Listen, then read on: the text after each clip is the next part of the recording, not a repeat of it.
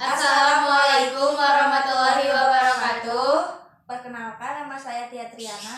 Nama saya Imas Dini Tania. Nama saya Hilda Syutlafia. Kami dari kelas 12 IPA 6 akan menjelaskan tentang proses pembelahan mitosis dan meiosis. Mitosis adalah peristiwa pembelahan sel yang menghasilkan dua sel anak dengan jumlah kromosom yang sama seperti sel induknya.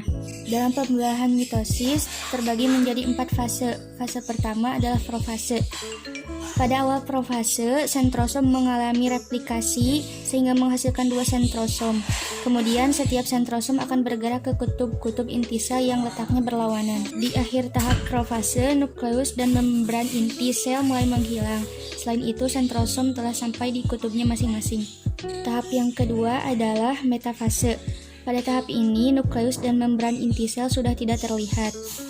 Kemudian, pasangan kromatid bergerak ke bagian tengah inti sel dan membentuk lempeng metafase. Tahap yang ketiga adalah anafase.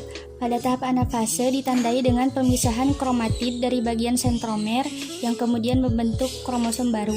Masing-masing kromosom ditarik oleh benang-benang spindel menuju kutub yang berlawanan. Pada tahap akhir anafase, kromosom hampir sampai ke kutubnya masing-masing dan membran sel mulai mengalami penyempitan di tengah. Tahap yang keempat adalah telofase. Pada tahap ini, kromosom telah sampai di kutubnya masing-masing. Benang-benang spindel mulai menghilang dan membran inti sel juga mulai terbentuk di antara dua kelompok kromosom yang terpisah. Sel telah membelah dan menghasilkan 2 sel anak dengan kromosom diploid. Meiosis merupakan pembelahan pada sel kelamin yang sering disebut dengan pembelahan reduksi.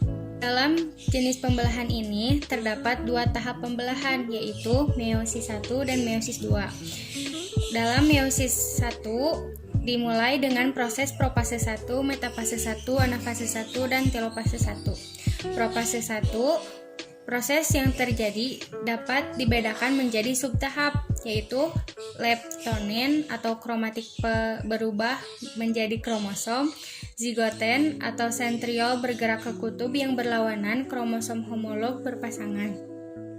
Patiken atau kromosom homolog masing-masing membelah sehingga mempunyai 4 lengan.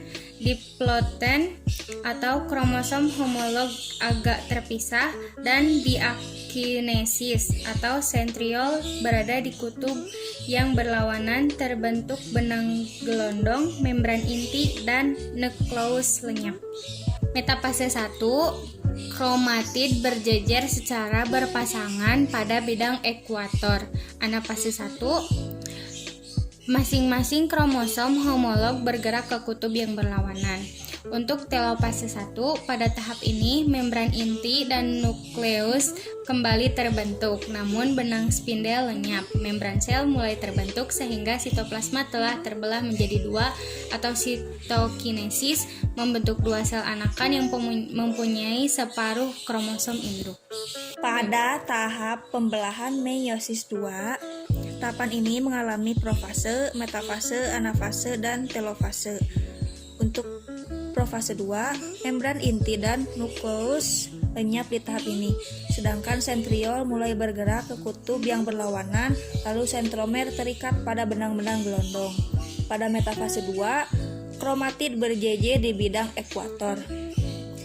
Pada anafase 2, sentromer melakukan pembelahan, kromatid memisah, dan masing-masing bergerak ke arah kutub yang berlawanan.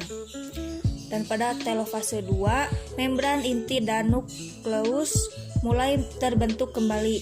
Kromatid sudah berubah menjadi kromatin. Sitokinesis terjadi di tahap ini sehingga terbentuk 4 sel anak haploid. Sekian dari kami, mohon maaf bila banyak kesalahan. Wassalamualaikum